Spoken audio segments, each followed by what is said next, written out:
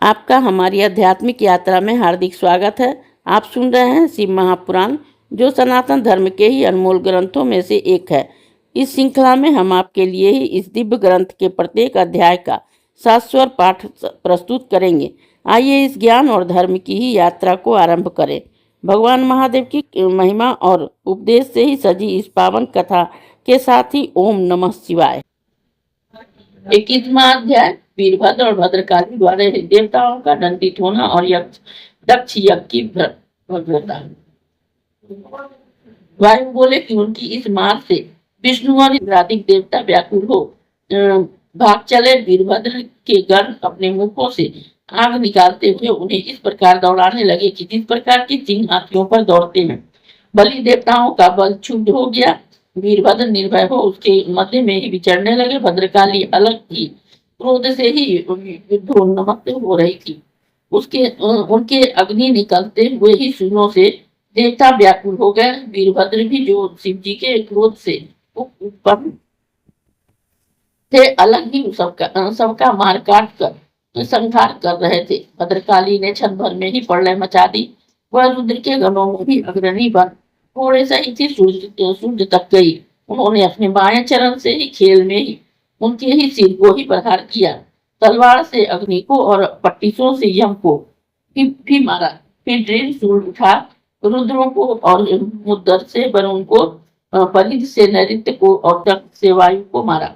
इस प्रकार ही महेश्वरी और गणेश्वरी से लीलावत ही सबको विदीर्ण किया। उन्होंने ही सभी शिव विरोधियों को मार काट कर नष्ट कर दिया।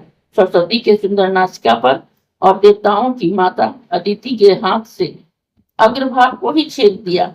साथ ही उठाकर उन्होंने अग्नि की भुजा काट डाली और उंगली और जीभ भी काट कर ही हवि में डाल दिया। इस प्रकार से वीरभद्र ने स्वाहा देवी के ही दक्षिण नासापुट को काट कर ही बाएं स्तन उनका चुचुक काट दिया। भग देवता की नाक उखाड़ ली और पिता देवता के दांतों की पंक्तियां धनुष की ही कोटी से ही ऐसे काट दिया जिससे वह फिर बोल न सके।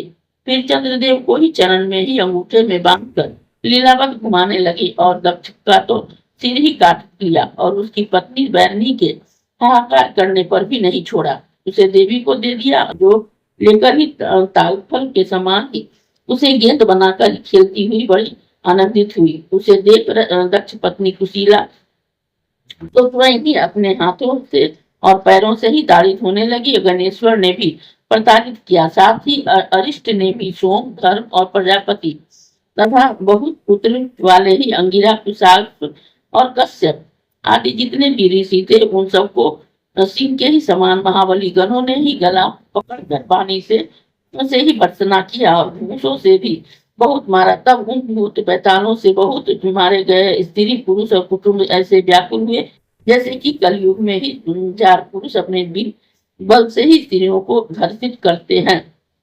फिर तो कलशों उनके टूटने और स्तंभों के भंग होने से वह महाशालादि प्रदीप्त हो गई और द्वार की तोड़ दी गई।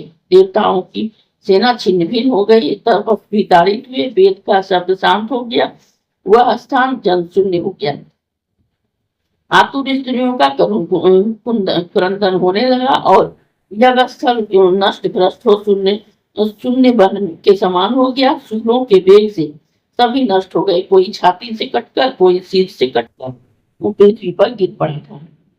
इस प्रकार क्षण मात्र में ही गणेश हजारों देवताओं को ही गिराकर यज्ञ स्थल में आए।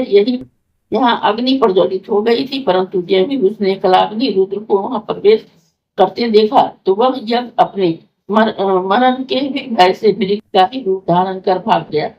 उसे भागते देखकर अपना प्रचंड धनुष उठा बाण छोड़ते हुए भद्र उसके पीछे दौड़े। दिशाएं और भूमि सब दायमान हो गई। उसे सुनकर ही मैं मरा या कहता हुआ यज्ञ बड़ा ही व्याकुल हुआ, थर थर कांपने लगा। परंतु इस पर भी वीरभद्र ने भारी भययुक्त टेढ़े मेढ़े पैर डालने वाले मृग रूप कांतिहीन और यज्ञ पुरुष का सिर काट लिया। इससे विष्णु जी को क्रोध आ गया। वे वीरभद्र से उस युद्ध करने को भी उद्यत हुए। गरुड़ ने उन्हें अपनी पीठ पर बैठाया। मरने से बचे ये इंद्रादी देवता सब प्राणों को मोह त्याग उसके साथ हुए। वीरभद्र ने ही उन्हें गीदड़ों के समान ही समझा। वह स्वयं सिंह के सवार होकर ही उसकी हंसी करने लगे। इस अध्याय के श्रवण हेतु आपका हृदय से धन्यवाद। हम आशा करते हैं कि शिव महापुराण की यह दिव्य कथा आपको आध्यात्मिक शांति और गहन ज्ञान प्रदान कर रही होगी।